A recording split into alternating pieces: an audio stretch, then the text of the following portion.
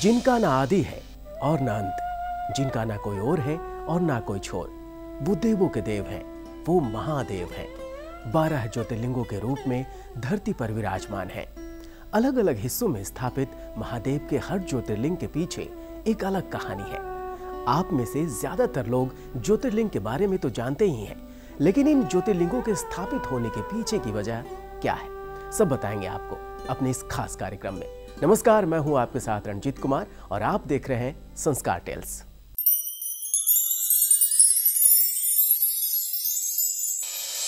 हर हर महादेव, हर हर महादेव, हर हर महादेव, हर हर महादेव, हर हर महादेव। इस धरती के कण कण में शिव है, इस ब्रह्मांड के स्वामी शिव है।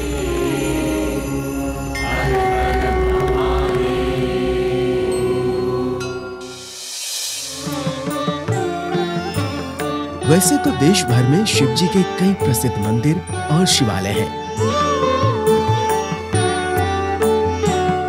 लेकिन उनके 12 ज्योतिर्लिंगों का अपना अलग ही महत्व है। पुराणों और धार्मिक मान्यताओं के मुताबिक इन 12 स्थानों पर जो शिवलिंग मौजूद हैं, उनमें ज्योति के रूप में स्वयं भगवान शिव विराजमान हैं, और यही कारण है कि इन्हें ज्योतिर्लिंग कहा जाता है। कहते हैं जो इन ज्योतिर्लिंगों के दर्शन कर लेता है, उसके सभी पाप दूर हो जाते हैं। तो चलिए आपको एक एक कर दर्शन करवाते हैं इन ज्योतिर्लिंगों के।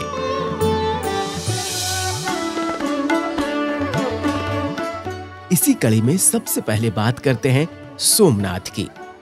इन 12 ज्योतिर्लिंगों में सबसे पहला ज्योतिर्लिंग है सोमनाथ।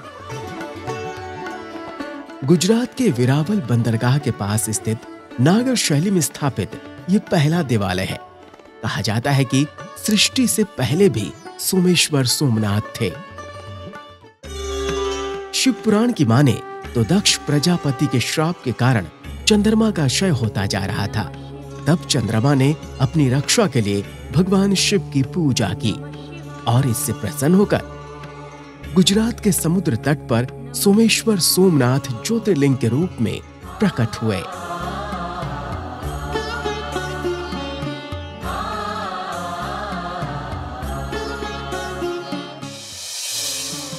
सोमनाथ के बाद बारी आती है मल्लिकार्जुन ज्योतिर्लिंग की, जो दूसरे स्थान पर आता है।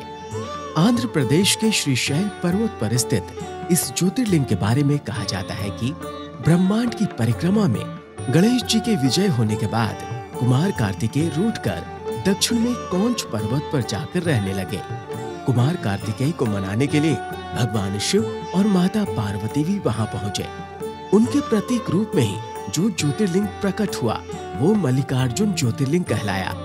कहते हैं कि यहाँ भगवान शिव की पूजा करने से अश्वमेध यज्ञ करने के बराबर फल प्राप्त होता है।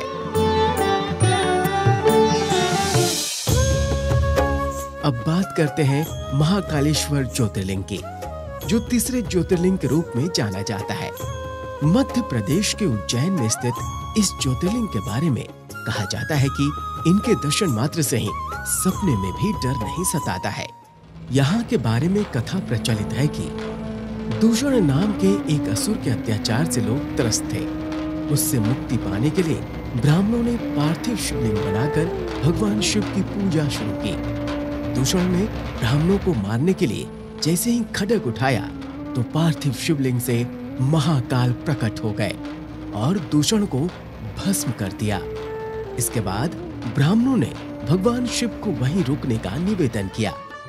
भोलेनाथ ने उनकी विनती स्वीकार की और वहीं ज्योतिर्लिंग के रूप में बस गए।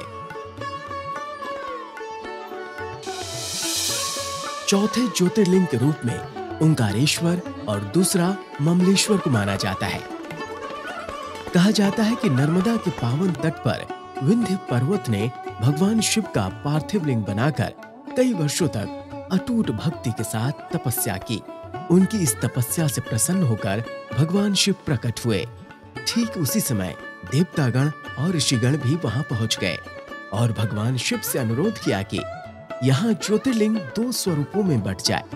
और फिर ज्योतिर्लिंग 2 स्वरूपों में बट गया, जिसमें एक ओंकारेश्वर और दूसरा ममलेश्वर कहलाया। 5वें ज्योतिर्लिंग के रूप में स्थापित है झारखंड के देवघर में स्थित बाबा वैद्यनाथ।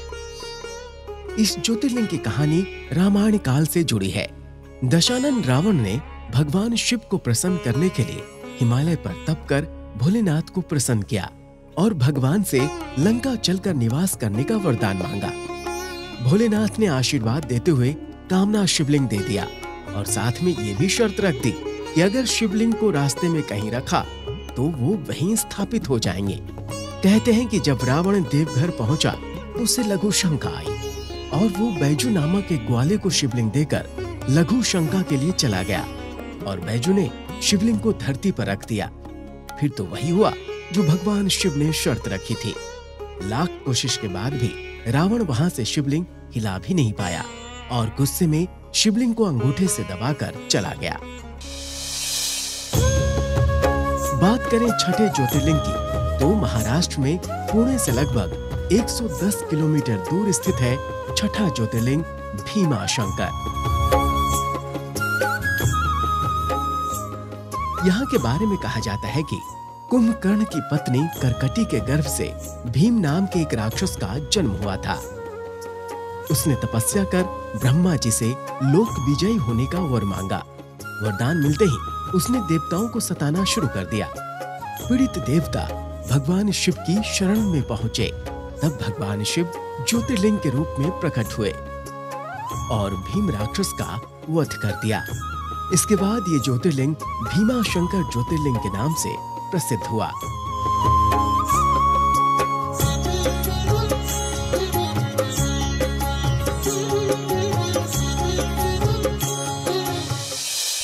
आज की इस कड़ी में हमने आपको 6 ज्योतिर्लिंगों के बारे में बताया। अगली कड़ी में हम आपको बाकी के 6 ज्योतिर्लिंगों के बारे में बताएंगे। तब तक आप रखें अपना ख्याल। नमस्कार।